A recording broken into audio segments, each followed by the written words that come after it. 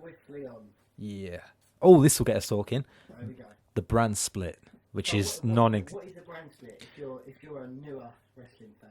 The brand split was something that existed, a decade ago. Well, it first got brought around about a decade ago. And that was because after WWE bought WCW, they had an abundance of wrestlers, way too many to put on one show. We'd be having, 5-man matches every day if they were to have just one show still. Just like to interject, up until this point, WCW was gone, ECW was gone, the Invasion angle was finished, and they had all of these wrestlers.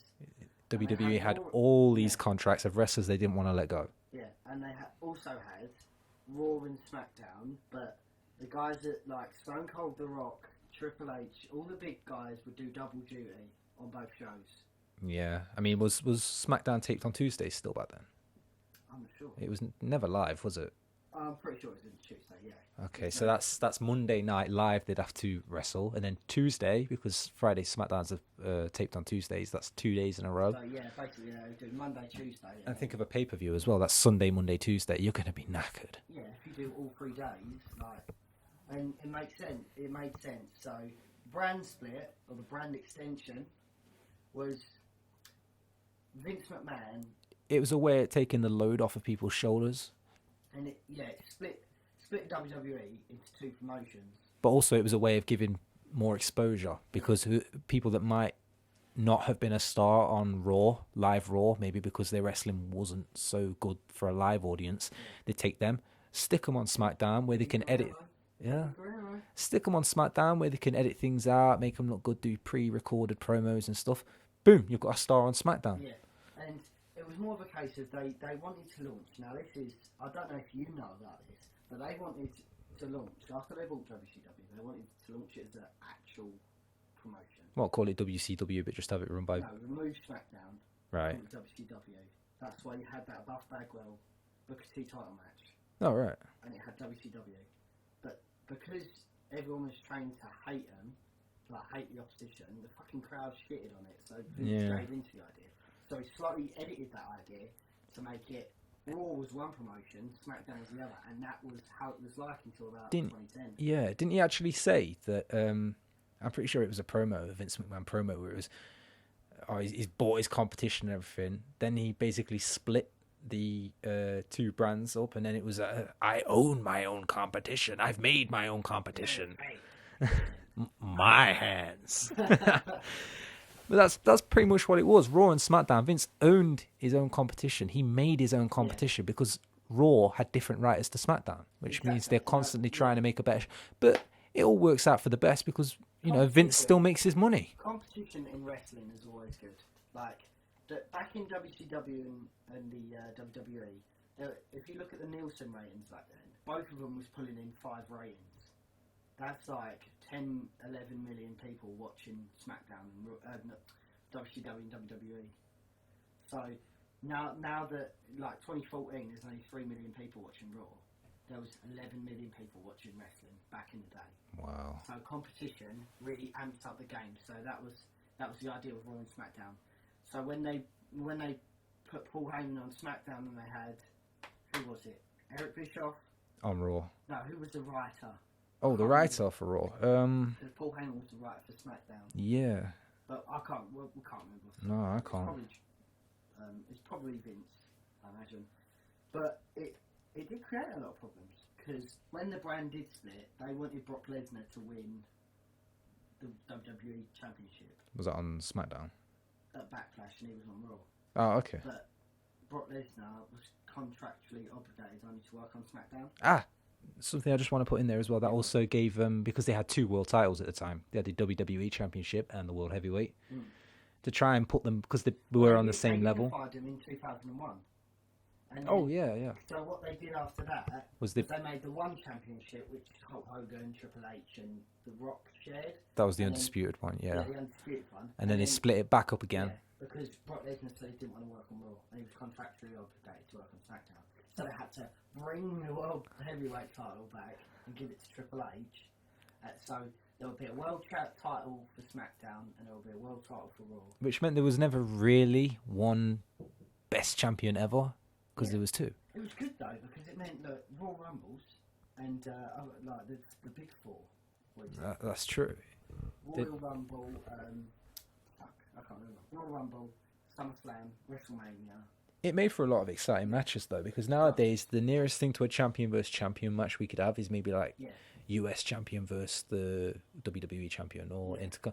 But back then it was, okay, who's better, the World Heavyweight Champion or the WWE champion? If you have the IC champion fighting the WWE champion, you expect the WWE champion to win. Yeah. But it was, which is better, the WWE title or the World Heavyweight one? Yeah, obviously later in its line, the World Heavyweight just got better. Yeah, it became the IC title. Yeah, basically. And in fact, that's giving it too much credit. I'd say it was the fucking US title. They were still doing their like 12 pay-per-views a year, so it gave the B show, the B pay-per-views, more relevance because they became exclusive pay-per-views. Yeah, like wasn't Backlash exclusive for SmackDown? Yeah, and stuff like that, and Judgment Day was Raw. Yeah. So, and they would all be on the big four, so it'd be like, oh, who bumps into each other? And then it'd be Brock Lesnar bumps into Goldberg, you're like, oh my fucking god. Yeah, or like, I remember there was a time where it'd be like Orton and Cena together in the same ring. What the fuck? You know, that's like, okay, it's 16th time this week. I think, and what they did was they had so many titles. When they went back to every single extension out, it was just like, we've got all these titles, but what are we doing? Yeah. And then you get every single match would be a title match. It drops the relevance of all of these pay-per-views when you've got guys that are wrestling every single month and expected to put on pay-per-view 5-star matches. For no, why are we putting on 5-star matches? It shouldn't be. We shouldn't have to put on a 5-star match every single fucking time. It should. Well, obviously they should, but like you're just overworking someone. I just thought it was great that the brand split, it kind of made like a gang warfare thing, and also the draft lottery. I was literally just about to say that was fantastic. That was like the Royal Rumble. Yeah, Royal Rumble. It'd be okay. Oh shit! There's a 31st guy coming out. Who is it? Who's it going to be? Oh, it's Diesel. But I mean, like if it was someone exciting, like I don't know, but it would Goldberg. Be like who I don't know who was the World Heavyweight. I think it might have been Batista. Crossed over to SmackDown, and then it was like, oh shit, John Cena's crossed over to Raw. Like, this has completely changed the. I remember there was that time where I think it was like you said, Batista went over to Raw. Was it? No, Batista went over to SmackDown. So obviously John Cena's there too, both world champions at the time. It was just like, oh shit, John Cena's on Raw. He's never been on Raw. But it was like, I mean, Batista went to SmackDown before Cena went to Raw. It was the same night, but as soon as Batista went over, it was okay. Oh shit, SmackDown's got 2 world champions now, and Raw has none. But it's a really good thing, and bringing it back together. It's like I haven't watched SmackDown in about 6 years. It's just a Raw recap, pretty much, and that's something that people are complaining about a lot. Back in the day, you did have a Raw recap inside of SmackDown, but you were so engrossed in what Eddie Guerrero, Chris Benoit, John Cena, Brock Lesnar were doing, you didn't care about what happened on Raw. Yeah, I mean, obviously filled it in, like you had Goldberg and The Rock and stuff like that doing their own thing, but you were still engrossed in the SmackDown product and not just, oh, well, nowadays I think it's just tag teams. Obviously the brand split isn't around anymore. What do you think killed the brand split? Because I think, like, they brought ECW in. And I think 3 was way too many. Because obviously they got a bit carried away. Like, yeah, we've got 2 brands, we might as well have 3. But it wasn't ECW. They could have called that anything else, but they shouldn't have called it ECW. Definitely not. Just for that name, it's made it like 80% less successful than it could have been. I just the whole thing of bringing ECW back. I mean, we're going off topic now, but it confused me because it was like, okay, WWE is represented in Raw and SmackDown. ECW is represented in ECW. What about WCW? Yeah, your biggest competitor. Yeah. Not there. Just have Raw, WCW, ECW, if anything. Yeah. Or better still, just don't have a third brand because it doesn't really make sense. But you could tell they fucked up because they cancelled ECW after like 4 years. Yeah. 4 years, something like that. But NXT's are good. NXT is good because it's still keeping that brand extension to a certain degree. Not 100%, but it's keeping to that brand extension where the NXT guys will only ever stay on NXT and won't ever move over unless there's a really big event. Like when Adrian Neville won the title, I think John Cena or Triple H come out and it's like, you know, well done, whatever.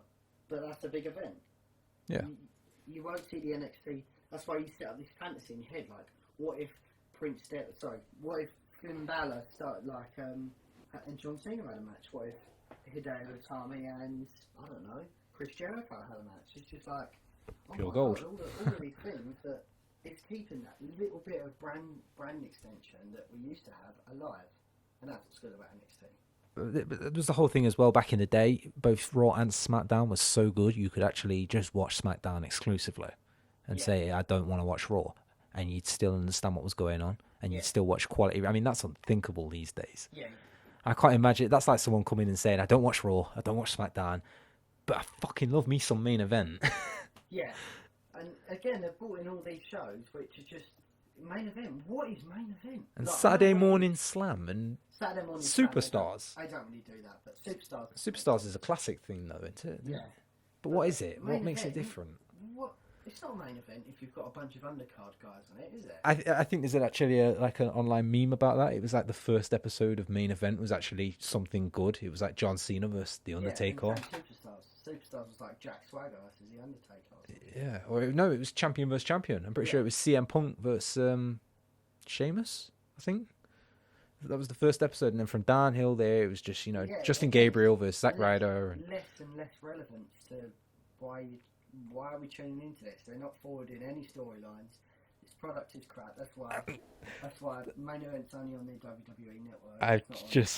I've just remembered something funny about Main Event. Do you remember what was it? Triple H, where he said something like Plan B. This was back before we knew what Plan B was. Yeah. And he was saying how he's going to unveil Plan B, and he says it could happen on Raw, it could happen on SmackDown, could even happen on Main Event. Are you for real? Yeah, so Main Event. You just buried your own product.